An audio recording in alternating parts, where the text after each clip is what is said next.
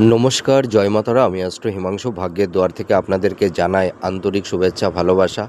আজ আমি যে প্রেডিকশানটি করতে চলেছি, জাতকেরা হলে ডান হাতটিকে দেখুন এবং জাতিকারা হলে বাঁ হাতটিকে দেখুন।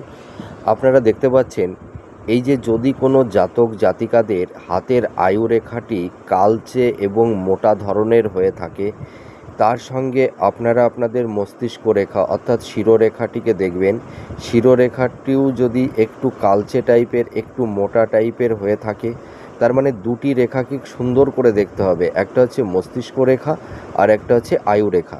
এই দুটি রেখা যদি একটু মোটা এবং কালচে প্রকৃতির হয়ে থাকে, তার পাশাপাশি এই যে হাতের রাহু স্থান, এই যে রাহুর ক্ষেত্র থেকে যদি অসংখ্য রাহুরেখা এই আয়ু রেখাটিকে এবং মস্তিষ্ক রেখাটিকে এইভাবে কেটে দেয়, তাহলে আপনাদের জানতে হবে, বুঝতে হবে যে যদি এই সব জাতক জাতিকারা ব্যাংক থেকে লোন বা ঋণ নিয়ে থাকে বা কারুর কাছ থেকে টাকা ধার নিয়ে থাকে, তাহলে সেই লোন বা ঋণ পরিশোধ করতে এদের খুব সমস্যা তৈরি হয়।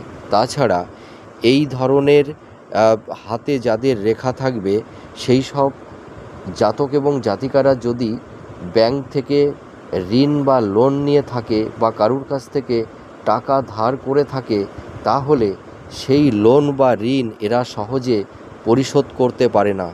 এদের মাথার উপর দিনের পর দিন ঋণের বোঝা চেপে বসে।